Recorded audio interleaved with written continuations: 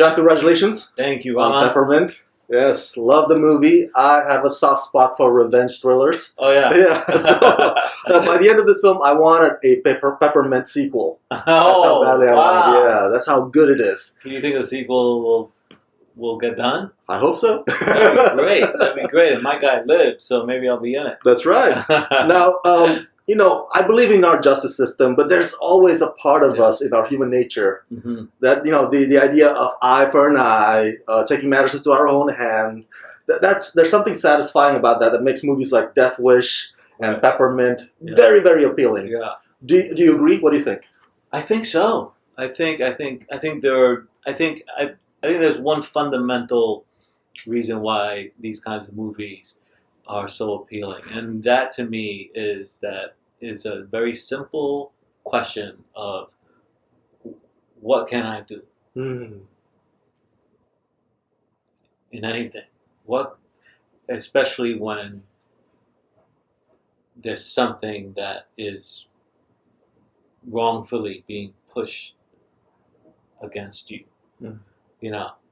So that question, on top of what can I do, and will it make a difference?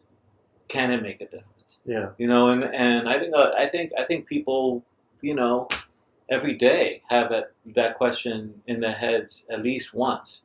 Yeah, and also finally somebody's doing something. That kind of idea too. Yeah. So when you're watching a movie like this, you're, and it's kind of in a hyper realistic state, that it can easily translate into a fantasy in your own mind of putting yourself in that position when you are confronted with those kinds of questions. That it's like, it's very easy to put yourself in the main character's shoes, and for at least, an hour and a half, be on it for a crazy ride. Agree. No, that is kind of fulfilling. It's like, sometimes definitely you want to get on that ride and have those, whatever minutes of thrill and feelings that you've been bottling up for sometimes years. Exactly. Now, your character, Detective Moises, it's a fascinating one. I don't want to give too much away for my fans, but I love how he has like a poker face. Yeah. Like I couldn't figure out because the story is dealing with a corrupt system. So I was trying to figure out, is he a good cop or a dirty cop? And you play him so well, I couldn't figure that out. Yeah. Can you talk a bit about your approach to this character? Yeah. Well, he's a veteran, so he's been around the block a couple of times. And he's seen a lot. And I think that's a very basic trait that cops have, that they need to have, which is, putting on that face, so that, you are able to do your job, because it's so hard sometimes, and so it's a tactic that they use, whether it's, interrogating someone or interviewing someone else, or just being confronted with a very high tense situation. You have to put on that game face, and so that was one layer that needed to be there from the beginning, and then of course, what I love about this story and Moises is that the layer underneath that is that he's a human being, and he's got feelings and thoughts and desires and all kinds of complicated things that we as humans carry with us, and so it was interesting to play with those two levels of like when does he reveal certain things, and when does he chooses to keep them, buried in, so that he can do his job. Yeah, you know what I mean. So good. Yeah. So that was really interesting to me. And something else, but I forgot what it was. It's all right. It's all right. No worries. how amazing is Jennifer Garner in this movie? Oh, Holy man. smokes! Yeah, she's so great. She kicks ass. Yeah, she's a total badass. Yeah. You know, and she's so sweet and lovable as a person. So to see her, you know, do that switch, you know, is so exciting. And this was your first time collaborating with her, right? It was. So what do you observe from having experience collaborating with her? She's amazing. She's she truly is, you know, a pro. You know, and you know, she's willing to do whatever it takes to do the job. And like you see, you know, some of the things that she has to go through in this movie are like, you know, incredible. You know, and it's so hard to like go there. And there's no question about it. You know, she's totally committed to the character, and does whatever it takes to get it done. You know, in more ways than one. You know. Yeah. So it was I really admire her. It's really refreshing to see her back in this kind of role after years since Alias and Elektra. Right. Now she's kicking ass again, especially in this time of Me Too and Time's Up era where women are getting more empowered. It's, you know, it's like movies like this, characters like this will resonate, I think. Yeah. With a lot of audiences. I hope so. Yeah. I hope so, and they should, you know. And it's like, to see her take it on and to be the lead and to see all those colors in the water that she has to swim through, you know, to get what she wants and to see her achieve it is a beautiful thing.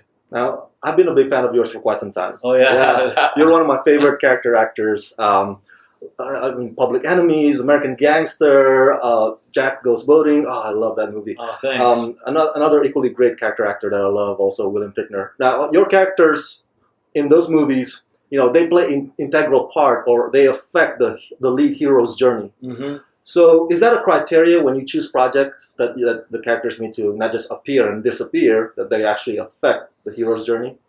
Yeah. Well, it's like to me, it's about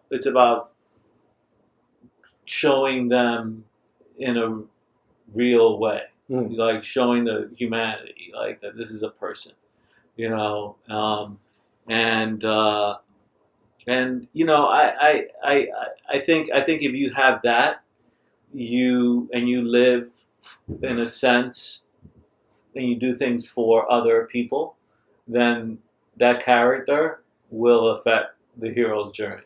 Mm-hmm. You know, to me, there's a great deal of, you know, how am I serving this piece? Mm-hmm. You know, so it comes from there. To me, there's a big part of it that comes from there, as opposed to like, how am I going to look? You know, what is this doing for me? You know, I'd like as much as I can to disappear in the honor of working with people and for a great piece of material, you know, and as much as I can to give myself over to that, you know, and the effect of what that has, I'm not in control over, but if that's what it is, then I think I'm doing my job. I'm a big fan. Yeah, thank you, brother. Thanks, I appreciate it. My time is running out, and I can't let you go without asking questions that my fans want me to ask. Uh-oh.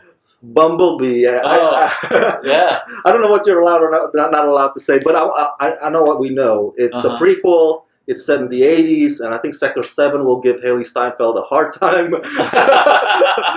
So, maybe. So the 80s nostalgia. I mean, are we going to see lots of pop culture reference from that era, or the movie's not going to focus too much on that? What can we anticipate?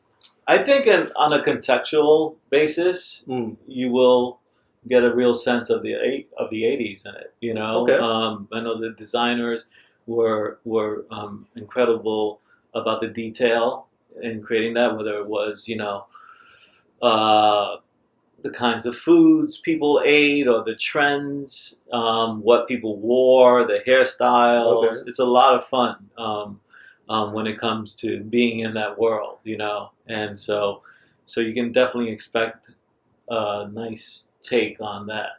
Love it. Yeah. Last question about Bumblebee. So this is the first Transformers movie that's not directed by Michael Bay. Right. It's directed by one of my other favorite filmmakers, Travis Knight, Yeah. who gave us those wonderful animated movies. Yeah. So, and this opens on Christmas. So, how family friendly is this movie compared to the previous Transformers movies? I mean, do they have parameters?